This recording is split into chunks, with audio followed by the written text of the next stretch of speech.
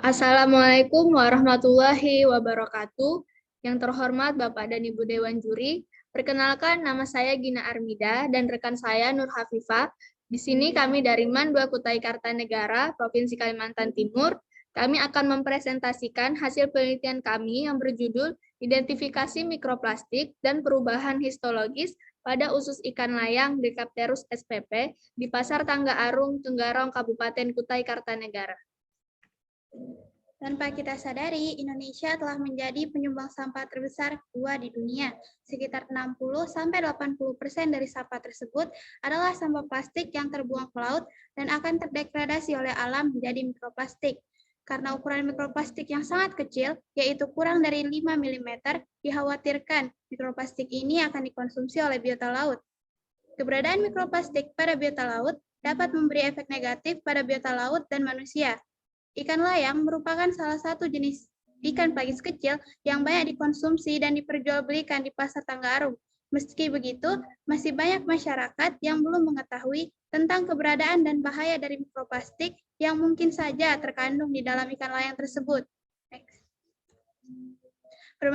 Berdasarkan permasalahan tersebut, kami tertarik untuk mengetahui bagaimana jenis, warna, dan kelimpahan dari mikroplastik, serta sejauh mana perubahan histologis pada usus ikan layang akibat paparan dari mikroplastik.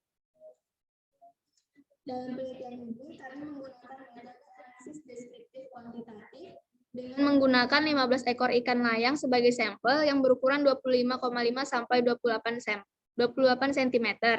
Sampel ini kami bedakan menjadi 6 ekor U1 sampai U6 untuk membuat preparat histologi dan M7 sampai M15 untuk identifikasi mikroplastik.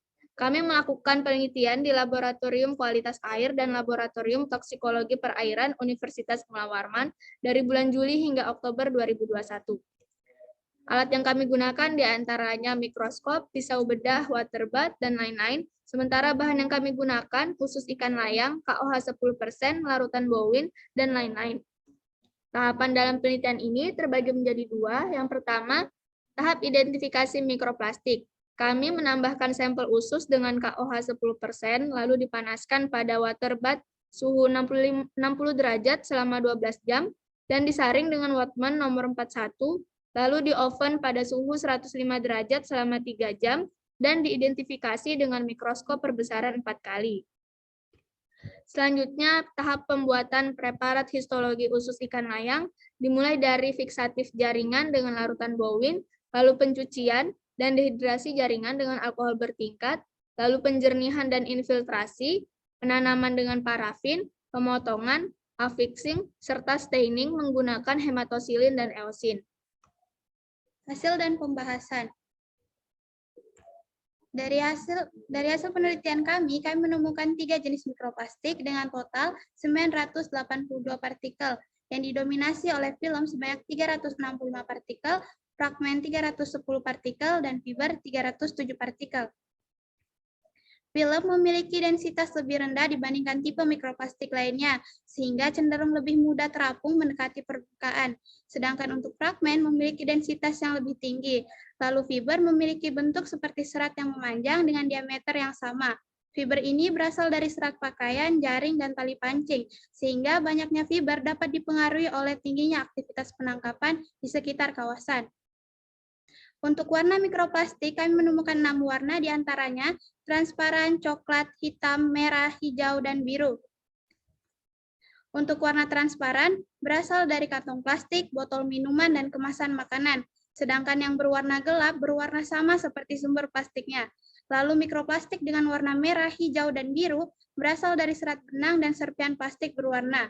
Warna mikroplastik ini juga dapat pudar akibat paparan sinar matahari selama proses fragmentasi. Untuk menentukan kelimpahan mikroplastik, kami menggunakan rumus jumlah partikel yang ditemukan dibagi dengan jumlah ikan. Maka terdapat 109,11 partikel mikroplastik per individu. Kelimpahan mikroplastik ini dapat dipengaruhi oleh ikan layang hidup di permukaan laut dan merupakan karnivora yang aktif mencari makan pada pagi dan sore hari di sekitar bayang-bayang rumpon. Sedangkan mikroplastik sendiri memiliki densitas lebih kecil daripada air laut, sehingga lebih mudah terapung dan terbawa arus serta gelombang. Sedangkan karena beragamnya warna, ukuran, serta bentuk dari mikroplastik, ikan layang selalu mengira bahwa ini adalah makanannya dan tidak sengaja tertelan oleh ikan layang.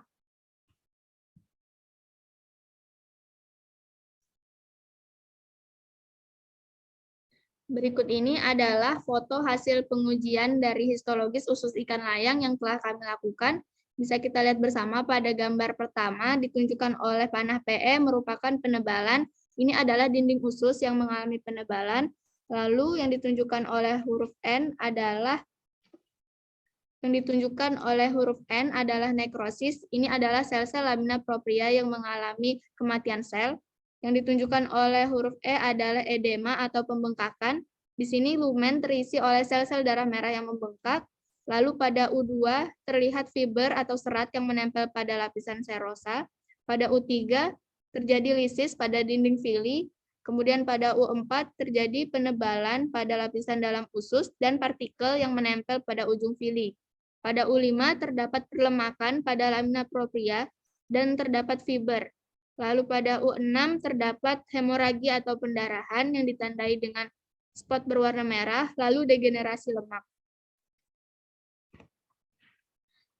Dari penelitian sebelumnya, menurut penelitian PEDA 2016, ikan yang diberi makan mikroplastik menunjukkan perubahan struktur histopatologi usus seperti pelebaran lamina propria, pelepasan epitel mukosa dari lamina propria, vili mengecil dan menebal, vakuolasi enterosit, peningkatan sel goblet, dan hiperplasia sel goblet, serta hilangnya struktur serosa. Hal ini kami temukan juga dalam penelitian kami, yaitu kerusakan di lamina propria dan lapisan serosa, serta penebalan vili dan lisis. Lalu, ini disebabkan karena fragmen yang berbentuk tidak beraturan dengan ujung yang tajam dapat menembus lapisan usus ikan dan menyebabkan luka pekanis serta ulserasi. Kemudian untuk kerusakan edema, lisis, dan nekrosis disebabkan karena pemaparan bahan kimia yang bersifat toksik, virus, bakteri, dan parasit. Lalu hemoragi atau pendarahan disebabkan karena masuknya benda asing yang menyebabkan trauma di pembuluh darah. Selain itu juga karena akibat infeksi bakteri, virus, atau bahan toksik, menurut Plum tahun 1994.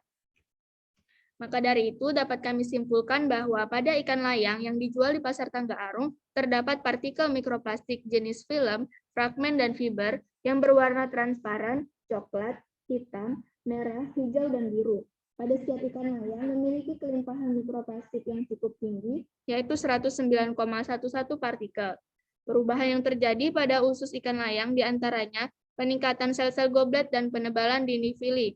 Terjadi beberapa kerusakan berupa perlemakan, pendarahan, lisis, nekrosis sel, degenerasi lemak, edema, serta kerusakan pada lapisan serosa dan lamina propria. Dari penelitian kami ingin memberikan saran. Yang pertama, perlu dilanjutkan analisis menggunakan instrumen FTIR agar dapat mengetahui ikatan kimia dari sampel uji mikroplastik dan mengetahui jenis plastiknya. Kemudian perlu dilakukan pengukuran terhadap panjang dan lebar setiap partikel untuk mengelompokkan besar kecilnya dari partikel mikroplastik tersebut. Yang ketiga, melakukan pengujian lebih lanjut untuk mengetahui perubahan histologis pada organ pencernaan lain akibat paparan mikroplastik. Sekian presentasi yang dapat kami sampaikan. Kurang lebihnya mohon maaf. Wassalamualaikum warahmatullahi wabarakatuh.